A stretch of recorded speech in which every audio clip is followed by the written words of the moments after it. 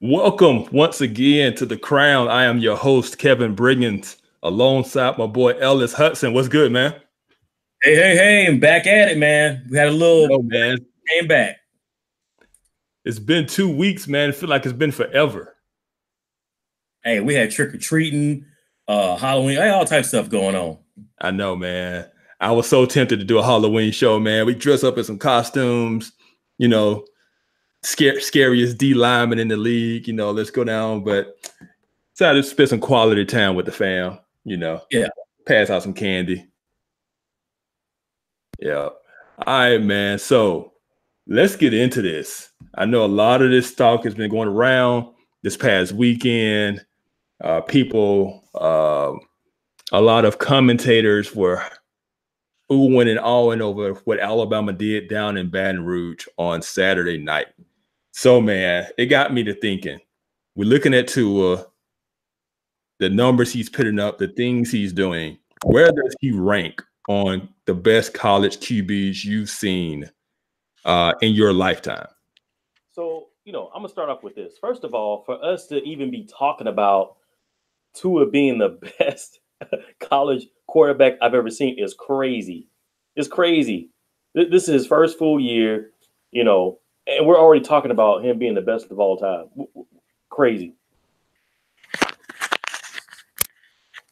Yep, I agree, man. But I know it's a small sample size, but the things he's doing is kind of unbelievable. When you look at what he did down in Baton Rouge against that secondary, where you have at least three, maybe four future NFL first-round picks in that secondary.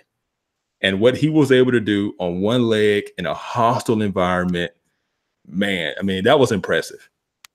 It was. It was. He was picking them apart. He was unbelievable, man. He was Tua. No drop off whatsoever. Yeah, and I know I will say for the first time he did appear to be human, but that's only because our level of expectation was so high, right? If you really think about any normal quarterback that we would judge, with the numbers he put up in that environment against that defense on one leg, I mean, you just kind of had to be impressed by that. Yeah, I think the most impressive play to me was the 45-yard run on one leg. Absolutely. So untouched. Yeah. Yep. Untouched.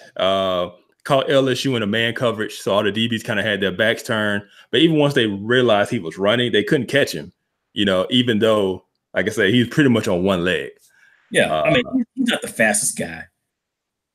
He's not the fastest guy. He's not gonna run the 4.3 at the combine. But for a guy playing the quarterback position, he's very mobile. I'll put it like that. Smart.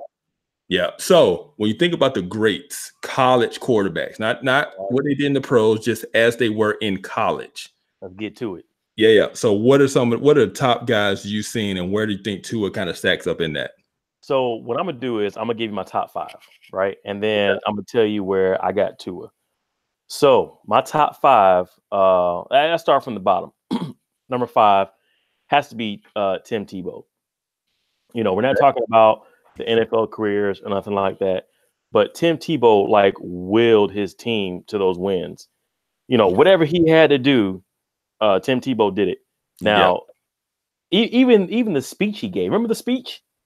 The promise, absolutely. The promise. Yeah, dude. I get goosebumps every time I hear that speech.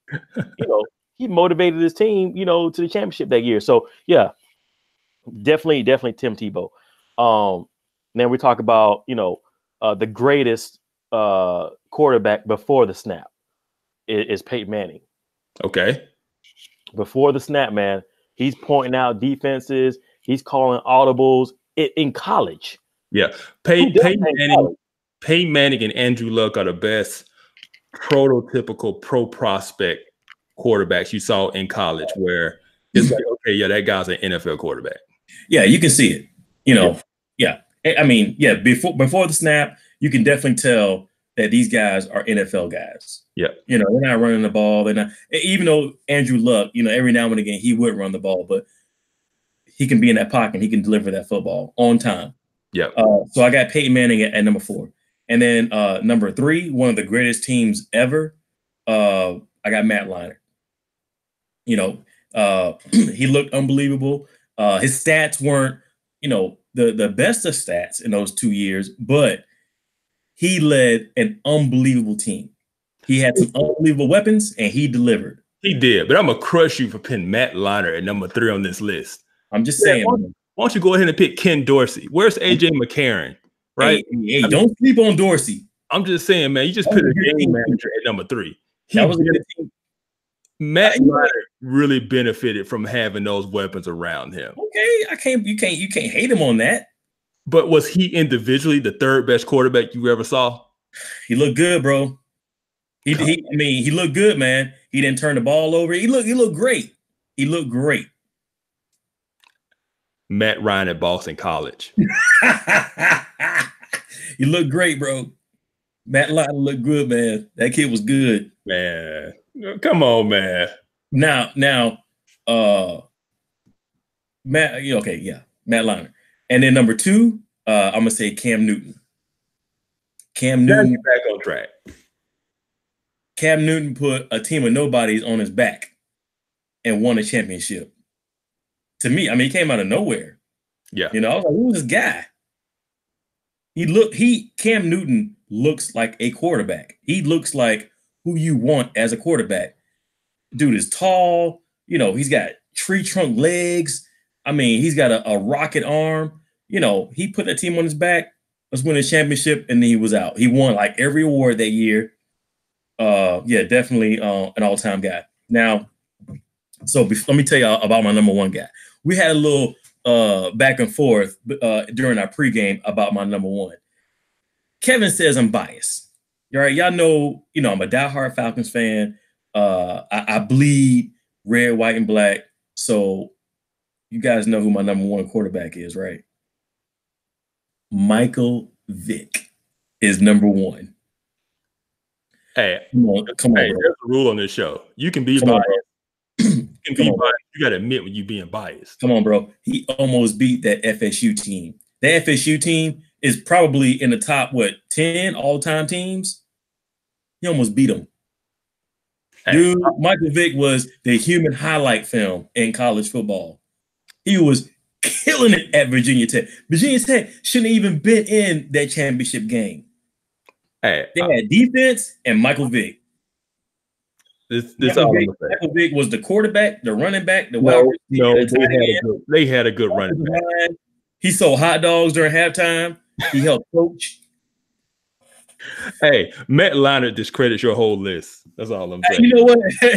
Okay, so looking back on it, I would probably take Matt Leinart out of there. You know, now that I'm looking at my list, I would say Matt Leinart is probably number 5, maybe number 6. You know, and I would push up Peyton Manning and Tebow. Okay. You know, now that I'm looking at it on paper, you're right. You're right. I get it. You're right. So where would I squeeze Tua?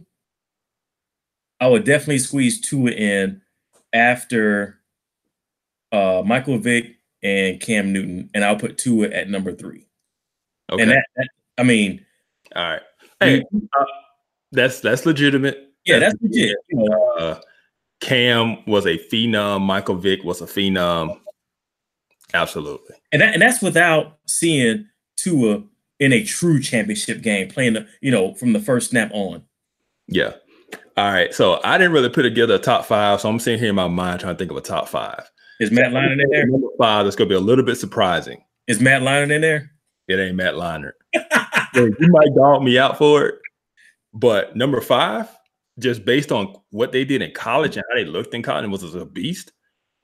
Danny Werfel. Oh God! Dude. All right, let me. I'm leaving the show and I'm looking at World Star. Danny Werfel, those 90 Florida Gators teams with Steve Spurrier.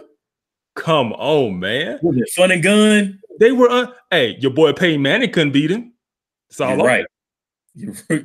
That was a fun team to watch. It was. I mean, as far from a college standpoint, man, Danny Werfel, I hated that Florida team, man. They would drop 70 on you in a minute.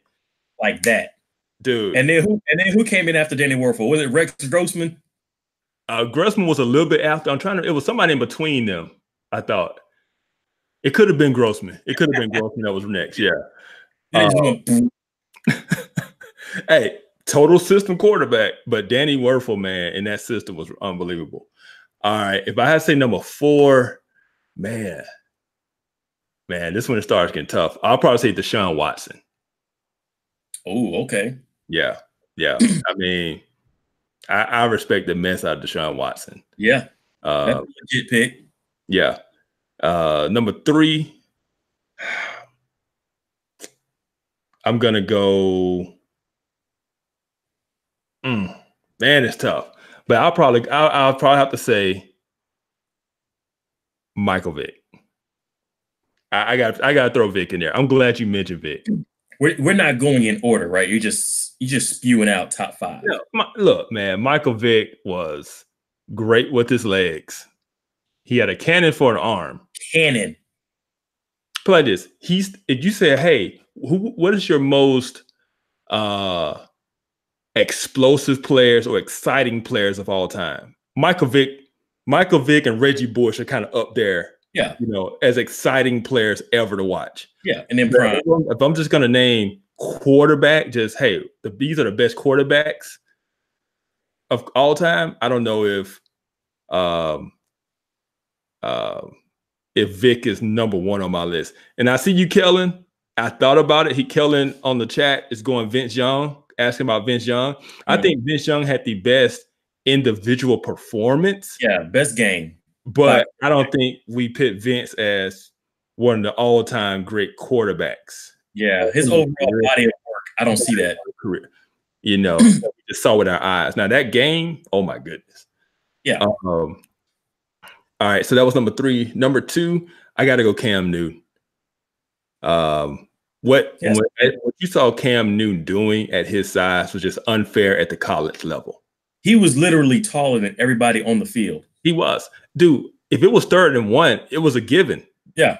They were going to get it because they were just going to sneak him, or he's going to do a quarterback power, right, and pick it up. Yeah. And then that run action opened up the passing game for him.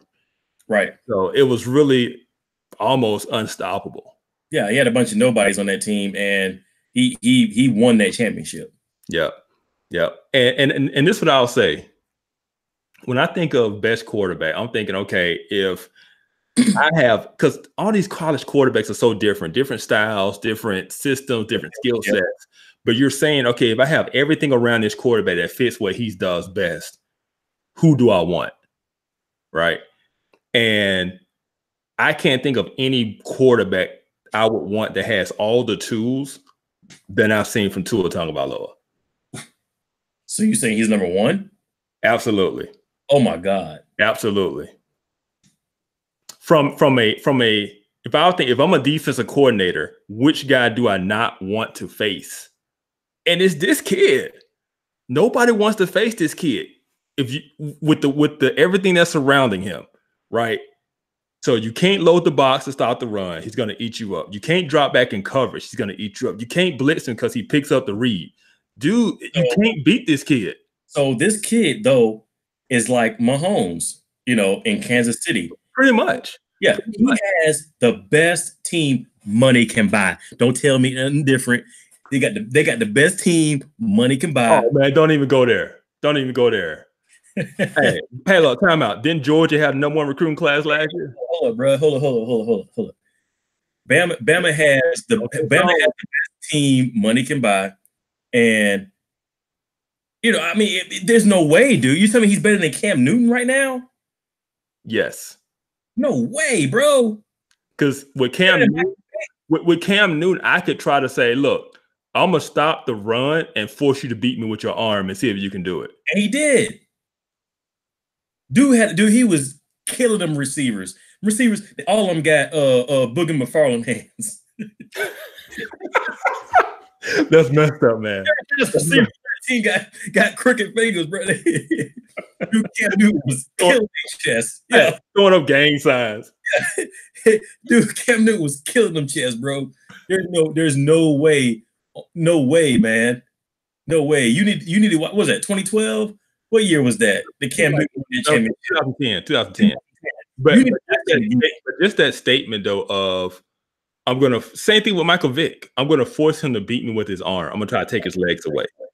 You can't say that with Tua. You can't say I want Tua Tagovailoa to beat me with his arm. You're gonna get destroyed. Yeah, but he's got how many draft picks came out of that Auburn team or that Virginia Tech team? I mean, dude, this Alabama team, half that team is gonna be gone next year and get drafted in the first and second round. True. I mean, it's Alabama's at an unprecedented level of talent, historical level. Yes, but you see what he has done to take them to a new level.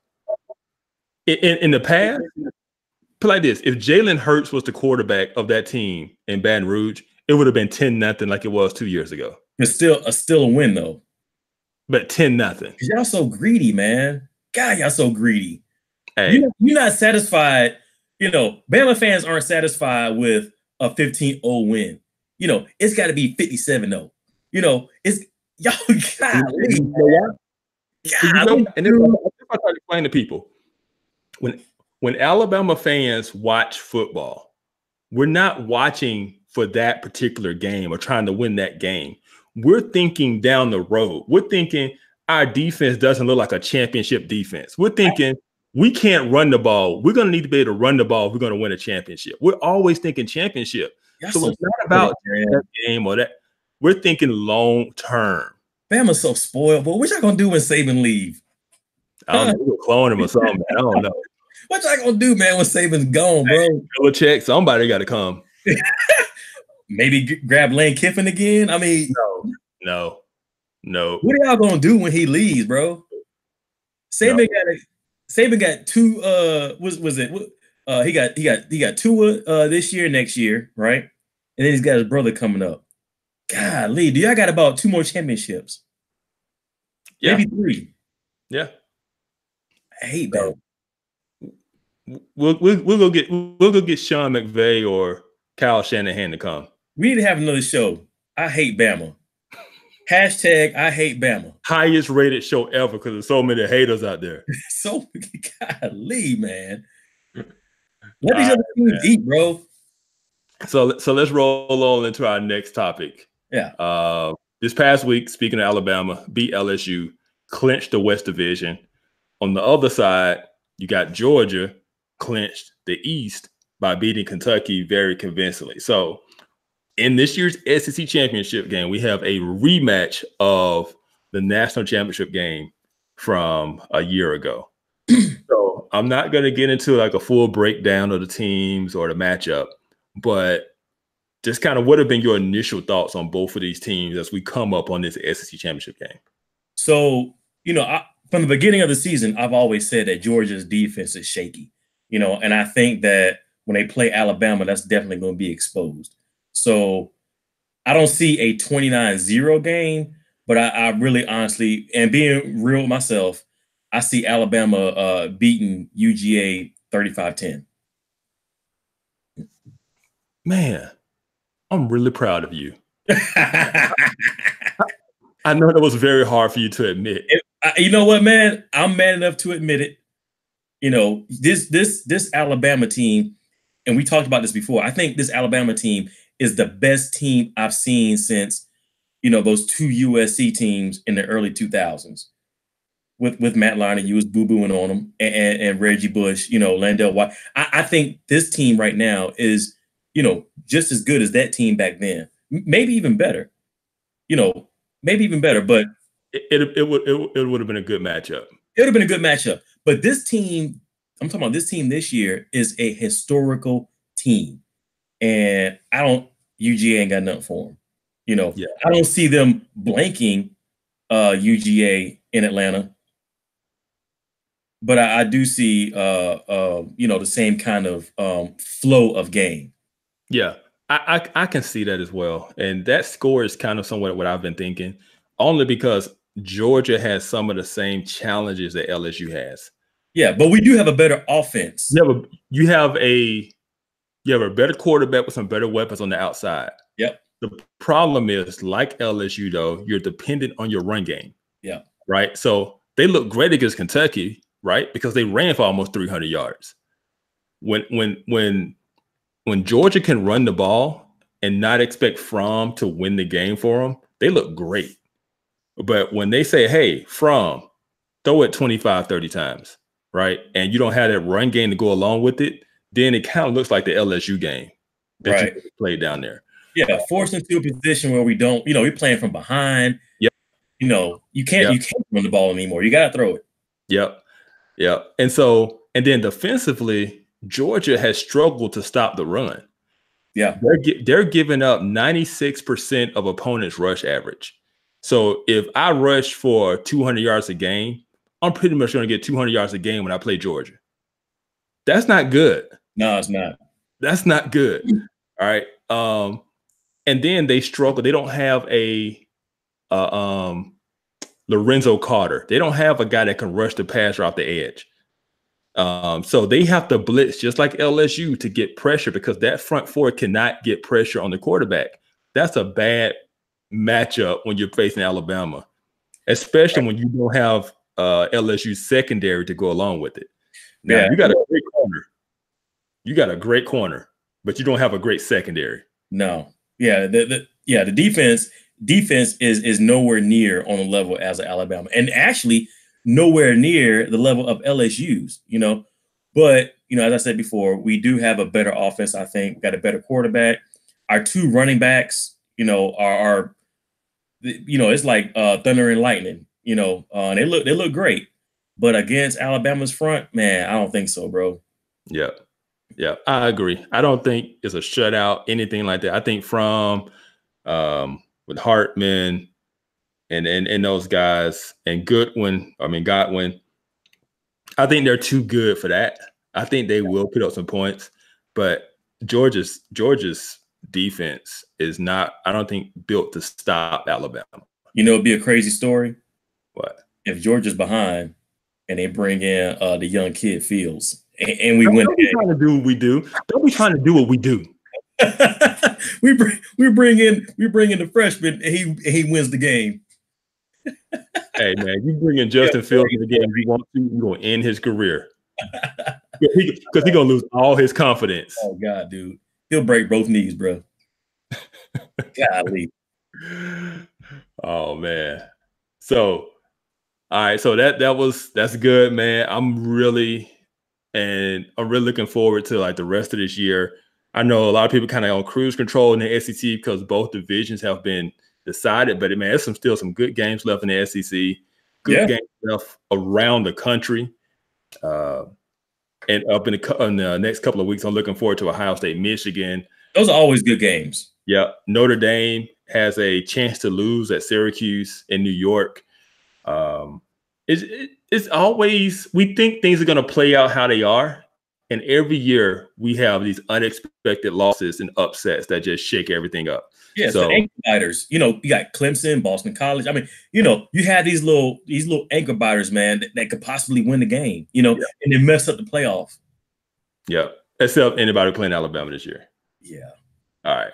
So moving on from that, man. All right. So this big news today. I know you scared up in Atlanta. I know you scared. Woo! Actually, I'm so glad that I got so much drama, Bryant, is going to that locker room. Dude, I'm so happy. Hold up. You trying to tell me basically you planted Dez Bryant in the Saints locker room? Yes. And you know what? And we got about 100 fake tweets that we about to throw online. Can't wait. Can't wait for that locker room to blow up. Cannot wait. All right. So, but apart from the locker room, though, on the field, how do you see Dez fitting in with Breeze? So you're not getting Dez Bryant from 3-4 years ago. You're getting a player who was really mediocre the last 2 years and hasn't played, since last year. He ain't played a snap this year. He didn't play no training camp. He didn't no preseason, nothing. So you're getting an older wide receiver who may get 1 or 2 throws a game, if that. I think he's washed up. I think he's past his prime. Des Bryant they're not getting Josh Gordon. It's a totally different player, and check it out. Drew Brees is not, he doesn't have a rocket arm, but he's super accurate. So what do you have to do? Des Bryant has to get separation. He has to get separation from the DB to catch the ball. Drew Brees is not throwing you open. That's not his game. You have to be in the right place at the right time in order to catch that Drew Brees ball. And that's not Des Bryant. So I'm super glad that the crappy Saints got Dez. I got so much drop at Bryant. I'm super happy. I hope he blows that locker room up and they lose. And then we're going to see them on the 22nd and we win it. Boom. All right. I'm glad you feel good about that. I'm glad. But your plan of playing Dez into the locker room may backfire. And this is why. It's inevitable. T.O. This man got so much to prove. I mean, doubt and rage are great motivators. Yep. Jerry Jones and the Dallas Cowboys letting him go. Nobody else signing him and picking him up. Not a one. Get signed by the Saints and get to play with Drew Brees. Man, he gonna try to hurt somebody. I'm telling you, you can't double team him. You can't double cover him. You're gonna move him around. I'm telling you, Dez is about to prove something. He can get separation. Is that what you're saying? Separation. He don't, because this is the thing. When he was in Dallas, the other team's best corner was always on him. He's got to get separation with Drew Brees. But that's what I'm saying. The other team's best corner was always on him. So as he declined, that best corner was able to cover him. But now the number 2 corner is going to be on the number 3 corner. Dez is going to get open because there's so many other options. I can't wait, bro. I'm telling you. I cannot wait. I cannot. Hey, and this is the thing. You talking smack, I already know you went to fantasy and picked him up. I got Kamara too. What we talking about? You waiting on the waiver wire to go through. You can pick him up. Dude, Kamara is I'm forced to watch these Saints games. Trust me, I despise watching this. I hate the Saints. I hate the Saints more than anything on earth right now. I cannot stand the Saints, but I watch them because I got Kamara on my team. And Des Bryant is on the waiver wire. Man, fantasy football has increased the interest of the NFL so much. Oh man. Wait until this gambling really pops off. Yeah, man. I can't wait for this Jets-Browns game. Oh man. Bet spreads, over-unders. They got this app where you can bet on what the next play is going to be. Yeah. That's great. Hey, Rondo, I see you in chat, man. What's the app you play that you're trying to get us up on? Chat it up in there, and we can put it out there. I forgot the name of it. But yeah, it's where you can guess the next play. It's like playing. It's almost like testing your football knowledge. Right. It was the handoff or throw. Yeah. Field goal. Yeah. I call Fire Fan. That's what it is. Yeah, Fire Fan. Yeah. And so I call it the Tony Romo app because I don't know if you watch Tony Romo do analysis, but he called a play before it happened. Dude is money. He is money, and then breaks it down. Yep. Yeah, dude is money. Yep. All right, so I think your plan to plant Dez into the Saints locker room is going to backfire on you, man. And Dez is going to get them a ring. Are they going to deactivate Dez's Twitter account? You hack it, yeah. Oh boy, I cannot wait, boy. I cannant wait until that first blow up. How did AP do in New Orleans? Bad fit. Bad fit. Okay. Nobody was saying that before he went.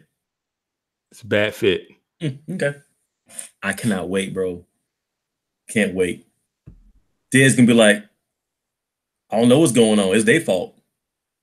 All right. So now that we're on the NFL, talked about Dez, Breeze. I know you had some other topics in the NFL you want to talk about, man. So hit it up. What you got? Yeah. So, we were looking at the schedules and the standings and whatnot. We got a little section called one in and one out. So what does that mean? One in, we got hold up. Let me pull what team that's in? Yeah. So you have right now you got 6 positions and 6 teams that are in right now, right? And then we're going to talk about the teams that are on the bottom that could possibly get in. So in the AFC, I got Cincinnati on the way out, and then I got the Colts on the way in. Right now, Cincinnati is 5-3. Okay, so you're talking about a team that's in playoff position right now that won't be in the playoffs, that won't make the playoffs, and a team that's currently not in the playoff standings that eventually will make the playoffs. Yeah, does that make sense? Yep. Yeah. All right. So I got Cincinnati, right? They're 5-3. I got them out. And then I got the Colts at 3-5 in. The Colts. Yeah, man. Come on. Andrew Luck and the Misfits.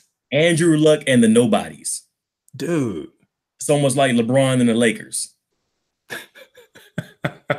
We ain't got time for that discussion. Yeah. So that's for another week. But I got Cincy out.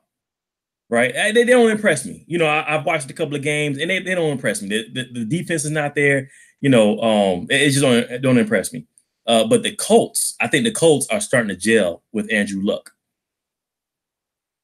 Starting to gel, bro. Yeah. I will say that because in my pick'em, I picked against the Colts recently, and I've been wrong. Yeah, Andrew Luck is looking good. What is he, second in the league right now in touchdowns? He ain't throwing it to himself. He might as well be. I know, right? So I see you round the Steelers. You repping the Steelers? Oh, we'll get to the Steelers. Yeah, we're gonna talk about the Steelers. Yeah, we'll get to that point. And then my one in and one out on the NFC side, I got Redskins out. Right, they're at 5-3 right now. Okay. They played the Falcons. They didn't look good. I haven't looked at their schedule for the last 8 or 7 teams they played. I don't know how they got to 5-2. I don't know. Hey, check down Alex is good for a good start. Yeah, check downs. You got AP back there. He's like 85 years old. I don't get it. They beat up on the Cowboys and the Eagles. Who were they beating? So Redskins out, and I got the team that beat them in. My Atlanta Falcons. Here you go again. Here you go. All right. I told y'all. Falcons had a very difficult first 5 games, right? We had about 5 starters injured on defense. 5, bro. 5. Come on, son. So we were in. We should be 6-2. All right. So boneheaded plays. I'm gonna surprise you a little bit. Yeah, go ahead. I agree with you. That's what I'm talking about, Kevin. That's what I'm talking about, Kevin. I will, because this past week, I was on the Redskins bandwagon. I was like, man, they're playing defense good. They're stopping the run. They're 5-2. I like the Redskins. I like them. I'm gonna pick them. So I picked them. And then Atlanta went in there and just beat the brakes off them in Washington. I don't get it. I don't see it, man. I was like, this can't be the same team. Yeah, and I was like, Alex Smith let me down again. Check down Alex. Check down Alex. Yeah. So that's my one in, one out. Now you understand the rules and what we're doing. Who do you have for your one in and one out? Oh man. Whew. That's tough. That's You tough. got the Falcons. Like I said, on the NFC side already, I agree with you. Yeah, because I do think, and I think Philly eventually wins the NFC East, and I don't think the NFC East gets 2 teams in the playoffs. So I would say Washington would fall out of the playoffs. 9 games may win the division in NFC East. Absolutely. Yeah. 9-7. Yeah. Yeah. Man, the AFC side, that's tough. Because I would say Baltimore, but Baltimore's been on the skid lately. As a team that's not in, that could get in. Yeah. So it's just a matter of, am I ready to give up on Baltimore? I'm not. So I'm going to say Baltimore, just to kind of not pick the same teams you picked. I'm going to say Baltimore is eventually going to be in. Okay. It would be the same team being out, which means that Cincinnati would need to be out. But instead of going the Colts being in, I'm going to go the Baltimore Ravens are going to turn it around and get into the playoffs. Yeah. I like the Ravens. I thought the Ravens looked great in the beginning of the season. They did, but I think they've lost like 3 in a row. Yeah. So it's just a matter of, am I ready to throw the towel in on them? And I still like their lineup. I still like the roster. I like the defense. I like Flacco with the weapons he have. I like Crabtree. I'm not ready to give up on him. Alex Collins at running back. I'm not ready to give up on him. I'm going to stick. Ravens will make the playoffs. They got a top 10 wide receiver team back there. Yeah. All right. So what's the next thing you want to talk about NFL? All right. So next up, man, we're going to do our Power 5. Okay. All right. So I'm going to start from the bottom and work my way up. And this first pick though is number 1 is going to pain me to death, but we're going to start at number 5. So number 5, I got Carolina. Carolina was good, bro. Outside of the Rams, the Carolina might be the most complete team. Yeah. I mean, I've been really, really surprised by Carolina. They put like this for 3 quarters, they looked horrible in Philly. And then the 4th quarter, man, they just turned it on. And then last week, I mean, man. So yeah, Carolina's at 6-2. I did not expect them to be 6-2 at this point in the season. Yeah, I didn't either. I didn't either. But they got, a top-ranked defense. Cam Newton is playing better than his MVP year with North Turner. McCaffrey is finally coming around. Cam Newton is not overthrowing him. And Greg Olsen is back healthy. They missed Greg Olsen for I think it was like 4 games he missed. You see that catch in the end zone? Yeah. That was money. But Cam Newton Cam Newton has more of a touch now. A little touch throw, to McCaffrey, to Olsen. You know what I'm saying? Calvin Benjamin. He's got more of a touch. So that's number 5. And then number 4, I mean, beginning of the year, they were number 1 for a long time. I got the Chiefs. Nice. Yeah, I got the Chiefs. Mahomes is still breaking records. What brought them down, though, is their defense. I was just about to say, if they could find a defense, they might be number 1. Yeah, they could be number 1 with the defense, but we're getting close to the playoffs.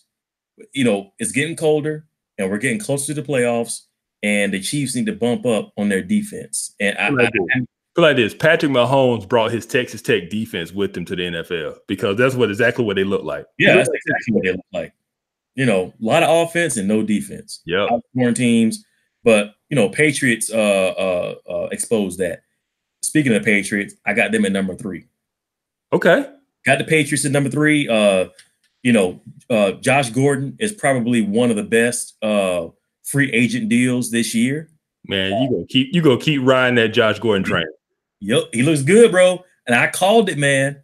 I called the beginning of the year. I said, hey, whatever he had going on, his talent outweighs his drama, his personal drama. His talent outweighs that. Bill Belichick is the greatest coach, the greatest football coach in the history of football. And he said, hey, Josh Gordon, give me him. We'll work with him. And it's worked out. So I got the Patriots at number 3. The defense is looking good. Everything is clicking. Brady's looking good. Brady's looking like 07 Brady. So Yep, just had that big showdown with Rodgers. Yeah, and I think the only thing that's going to really hurt the Patriots is probably Gronk again. Gronk, he gets hurt, he misses the game, got back problems. They're gonna need him. So normally I would say yes, but I think this year's different only because of the other weapons they have. As they used to be so reliant on Gronk, and when Gronk wasn't there, it's like, man, they really miss Gronk. But with Josh Gordon, Hogan, Edelman, James White out the backfield, Sony Michel's going to come back. Cordell Patterson is at running back, returning kicks. He's at receiver. They've got so many multiple weapons. I think that with Brady at quarterback, I think they could be fine without Gronk. But the colder it gets, the more you're gonna need that tight end. They're New England. They know about the cold. They'll be all right. You're right. I got him at number 3. All right. So who's the number 2? Number 2, I got the Rams. LA Rams, they look great. Gurley is an MVP candidate. Goff is an MVP candidate. Donald is an MVP. I mean, they got 3 MVP candidates on that team. And they picked up Dante Fowler Jr. Man, I mean, they just keep winning. They keep winning, but they actually lost. And they lost to the number 1 team, which is, man, let me tell you something, our audience out there. It pains me to say this because I can't stand the city. I can't stand Drew Brees. I can't stand Sean Payton. I can't stand the ownership. I can't stand Mercedes-Benz State Superdome. I can't stand the crest. I can't stand anything. I hate New Orleans, but they're number 1 team in NFL. And I mean, they look good, man. Kamara looks good. Ingram is still, a little shaky, but when he gets his legs under him again, they got Ingram, they got, and then you picked up Thomas. I mean, Bryant, then you picked up Bryant. I mean, the defense is a little shaky, but I think that the Saints offense is definitely number 1 in the NFL with Drew Brees quarterbacking that team. This is the thing. When you look at the Rams, the Saints, the Patriots, Chiefs, all of those teams that we're seeing, the top teams, all have suspect defenses to a degree. I mean, I do not understand why the Rams defense is struggling. On paper, their defense is phenomenal, and they have the best chance to turn it around. But what you just saw in New Orleans, man, New Orleans was picking them apart. Lit them up. It goes back to, what's more valuable, a top offense or a top defense? In today's football, man, it's getting harder and harder and harder, much like the NBA, to play defense. Yeah. Look at last year's Super Bowl. Philly had to outscore New England. It wasn't a defensive game. They had to outscore them. Yep. The days of the 2000 Ravens are gone. Yeah, that's out the window. Yeah.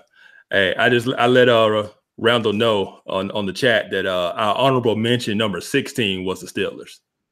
Oh yeah. Steelers are number 6. Because we debated back and forth Steelers or Carolina for that 5th pick. Yeah. This was probably our most debated topic in pregame before the camera came on, was 4, 5, and 6. Yeah. And the Steelers are definitely honorable mention. Yeah. We're gonna find out this week though, because they play each other. Yeah. So it's like the playoff rankings. Don't get so caught up where you're at right now. Just keep winning. You'll find your way in. Yeah, and we're gonna talk about that matchup too. Yeah. All right, man. So we got time for this one last topic. Yep. One last topic, man, that everybody saw last night. This was kind of one of those things we kind of threw in and said, okay, we have time, we'll talk about it. But man, them Dookies last night. Ooh, bro. Dude. Ooh. Man. I didn't really know what to expect just from a first game, but I wasn't expecting that. Nah. I'm gonna date myself a little bit. but you know what team got me watching college basketball? It was the Running Rebels. You know, that team was unreal, man. They weren't great shooters or nothing like that, but man, they ran teams out the gym. You know, and UNLV, man, was probably the best team I've ever seen play. They were so fast. They were athletic, you know, jumping out the gym, grabbing every rebound, you know, fast. Every play was a fast break play. Yeah. They were running Rebels for a reason. Yeah. Every possession was a fast break, you know, great team. And that's what got me watching college basketball, you know, and then Duke came along, you know, Kentucky. So watching this team last night kind of reminded me of that UNLV team. You know, I can see that. Yeah. And now that first year UNLV you know, was great, but they had a 2-year run, man. That probably is better than any 2-year run in college basketball. Now you got me thinking. Yeah, man. It's a great 2-year run, but now you get 2-year run. I had a good 2-year run. But I mean, they didn't win as many games as UNLV. We can go back, you know, a couple of years ago, 14-15, Kentucky. You know, talking about the Stackhouse, Rasheed Wallace, Tar Heel. Yeah, I mean, it is hard to touch that 2-year run by UNLV. They should have won back-to-back. They did. Yeah. But as far as this team last night, man, this was the best group of freshmen I've seen since Kentucky with Anthony Davis and Kid Gilchrist and that group that won a national title. And this team looks better than that team. Yeah, I was going to say, this team looks head and shoulders above that team. Yeah. For nobody, I'll play like this because we don't want to overreact, right? It's the first game of the season. But either this team is scary, scary good, or Kentucky's overrated. You know?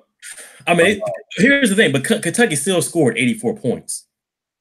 I know. They did. And this was the most kind of amazing thing. In college basketball, a lot of times you have some low scoring games. I mean, they pretty much hit 60 points in each half. Yeah. I mean, they almost had 120 points in a college game. That's sick, man. Now, somebody's going to slow them down. Somebody's going to zone them. Somebody's going to come up with something to try to slow these guys down. And I'm interested to see how it works out when they get in the ACC play and they play Syracuse and get that Syracuse zone on them. See how these guys hit those shots from the outside. I mean, you know what? I think that part surprised me the most was their outside shooting because you know I didn't think they had that. Yeah, I didn't think they had that. I didn't think. I mean, dude, Zion pulling up and shooting a three. Yeah, you know. I will say this. They were showing a clip that SportsCenter did a special, and it was Coach K talking to them about shooting threes and how they had to get better at shooting threes and what to expect. And he was telling them, look, you guys have so many good players. You're used to being good players individually, but playing with together, you're going to get so many open shots. You better learn to hit open shots. Yeah. And so, and that's what we saw. But because of the talent that's around, and these guys are getting open shots, and they've been working on hitting those open shots, and they did last night. But Kentucky likes to play a lot of man defense. I want to see these guys play against a matchup zone where team slows the ball down and make them work within a half court. Yeah, half court game. Yep. No, let somebody get in foul trouble. I want to see how they handle some adversity. Right. But man, the eye test. Golly, bro. Imagine when they play an unranked team, one of these, you know, these little JUCO teams that these big time colleges play. Yeah, this is number 2 versus number 4. Yeah. And we talking like this. Yeah. And I'll say I'm excited because I've been down on college basketball, man. The one and done rule is basically killed. I grew up watching college basketball mainly in the 90s. Is when I fell in love with it. Yeah. And you just had teams that had legendary players on it. They were stacked. You know, you had you had in the Big East. I remember when Iverson was with Georgetown. You had Ray Allen at UConn, Kerry Kittles at Villanova. I mean, these guys were just battling out. These were future NBA players, right? And they weren't one and done guys. No, they were in college the next year, and you just got to see them go head to head. And college basketball was just great. Remember when North Carolina had Antoine Jamison and Vince Carter? Absolutely. and look, this is the astonishing thing about that team. If Rasheed Wallace and Jerry Stackhouse hadn't left the year before, North Carolina would have had Rasheed Wallace, Jerry Stackhouse, Vince Carter, and Antoine Jamison on the same squad. Nuts. That would have been nuts. Oh, man. But that's what college basketball used to be like. You saw great teams. And that's why the upsets, like a 16 beating a 1, never really happened, because those one teams were so good. Because the first potential 1 seed that I see that looks like those teams of the past, that a 15 seed gets ran out the gym on. Yeah, all the gym. Yeah, and so college basketball to me has been so down in recent years. I'm excited, and for the first time, I'm rooting for Duke basketball. For the first time, this is the first time that I've watched Game 1 college basketball. When's the last time you watched the first game? Oh, no. Like I said, I grew up playing basketball. I'm a basketball guy. I get excited about college basketball. Kevin, when's the last time you watched the first game of the season in college basketball? Last year. Dude, last year, first game. Every year. Can you lie, Kevin? No, look, I know we talk football a lot. I know we talk football a lot. I'm an Alabama fan, and so it seems like, but as far, dude, I see basketball going on. I go outside, man. I want to start shooting jumpers. This for me, this is the first time that I've watched the first game of the season. Hey, man, I see a basketball starting. I see the crowd cheering. I start to smell the popcorn and the concession stands. I can just remember it all. And I'm like, man, I need to get back out in the gym. He ain't got no shot. I get excited. I love college basketball. Like I say, I just feel like it's just been so down lately. Yeah. And we can go into a lot of it. I can get on my soapbox about guys being athletes and not basketball players, not really knowing how to play the game, can jump out the gym but can't hit a mid-range jumper. Yep. What we saw last night was basketball skill. Was a throwback. I'm excited, man. It was a throwback. It was like, man, these kids can play ball. Yeah. RJ Barrett kid, great. He's the #1 pick. Yeah. Hey, Bulls. I'm a Bulls fan. See my MJ poster back there. Bulls. Tank the season. RJ Barrett is #1 pick. Winning games. He's the best player. Zion, he's a great talent, but he ain't better than RJ Barrett. Yeah. Zion's going to sell the most tickets for you because he's going to be must see. Yeah, he's must see. That dude Barrett, that kid got game. Yeah. And I also watched the Kansas-Michigan State game. Kansas looked good, but Kansas looked like a good quality college team. Mm-hmm. They didn't look like Duke. No. And so when the polls come out, I expect those numbers to be reversed. I think Kansas is going to fall to 2, and Duke's going to jump to #1. They should. They beat the #2 team. Number 14. No, the Duke beat #2 team. Kentucky #2. Duke was #2 or is #2. Duke's #4. They're #4? Yeah. Oh, yeah, man. #1. I thought it was the other way around. Yeah. This is the same guy who says he watched the first game of every season. I do, man. but unlike college football, I do realize that the rankings in college basketball mean nothing. So yeah, they mean nothing. Yeah. And they play about 4 or 5 games between each rankings. Yeah. And I can get on my soapbox about this being a glorified exhibition game, but that's for another day. The ratings say otherwise. The ratings weren't what they were for the LSU Alabama game. I can tell you that. Ain't nobody in California watching Bama game. Everybody's watching Bama game. All right, man. We're gonna do these locks. Yep, man. How you know? All right, man. So I don't even remember what our last locks were 2 weeks ago, and that was 2 weeks ago. So we're just gonna focus on this week right here, man. So what you got for your locks? All right, so I'm gonna start off with college, and I'm gonna end it with the NFL. So Georgia is playing Auburn this week. They're playing in Athens, so I got Georgia covering that spread. Georgia is a 12-point favorite against Auburn, so I got Georgia covering that spread. And then I got the Bengals over the Saints, and we already know why, because I hate the Saints. After you just put them #1 in your power ranking, they garbage. I need them to lose. So I got the Bengals beating the Saints in New Orleans. I don't care. And then I got the Steelers over the Panthers. So we were debating, about who's 5 and 6, going back and forth with the Steelers and the Panthers. And I mean, honestly, the teams almost kind of mirror each other. Panthers probably have a better defense than the Steelers. I think the Steelers have a better offense than the Panthers. But you're taking the Steelers because they're at home. Yeah, I'm taking the Steelers because they're at home. It's a pretty even matchup. But the Panthers are going to Pittsburgh.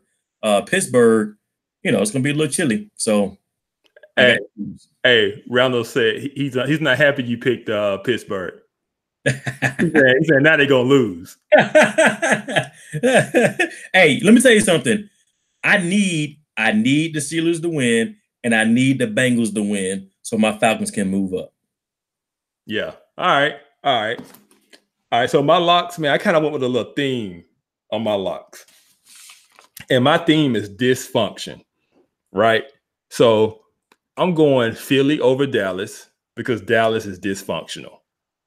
All right. So that's my one NFL pick. My next 2 picks are college picks.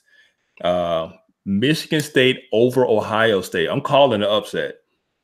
Ohio State is dysfunctional. They've been limping along, barely making it. Man, they were down at halftime to Nebraska last week and won 36-31 against a 2-6 Nebraska team. Yeah. And they were at home. Woof. Now they got to go on the road to Michigan State. Michigan State's got a top 20 defense. The offense is not great for Michigan State, but Ohio State's defense gives up big plays. Yeah. So I'm going Michigan State with the upset. Ohio State on the road, I'm not trusting them. All right, dysfunction. And my last lock of dysfunction is dysfunction down in Auburn, Georgia over Auburn. So, yeah, keep that dysfunction going. Dysfunction. Dogs. Right. Ohio State dysfunctional. Auburn is dysfunctional. Take whoever they're playing, especially if they're on the road. All right. So those are my locks. Lock it in. Write it down. It's a done deal. All right. Why are you going to talk about my locks? My locks have been good. My record this year is better than Kevin's. I mean, I got off to a slow start. I did. Because I was fooled by TCU in Texas. Yeah, you was fooled by these Texas teams. You kept on picking them. I don't know why. They had promise. Yeah, they garbage. They are. TCU's 4-5 now. Yeah, garbage. Yeah, man. 2 weeks, man. We were off for 2 weeks, and now we done wrapped up a whole nother show, man. Any last words? Last words. Yesterday was a big vote day. I hope you voted for the person that you connected with and not who somebody told you to vote for. All right, man, that's good. Hey, I walked into work today on that note and was like, hey, guys, guess what? The earth is still spinning on its axis. Imagine that. Right? The world didn't end. We're moving on. Don't get too wrapped up. Take it seriously. It's your civic duty. But at the end of the day, the world is still spinning. And as a Christian, I say Christ is still on the throne, right? Yep. So still got to get behind work. Yeah. All right, man. So another week in the books. It was fun. Catch us on Porch Yakking. If you guys hadn't subscribed to the channel, subscribe, like us, give us some feedback, tell us what you like, what you don't like. And yeah, just subscribe, man. Look for us on Facebook, Porch Yakking Sports, man. All right, man. It's been good. We out. Been real.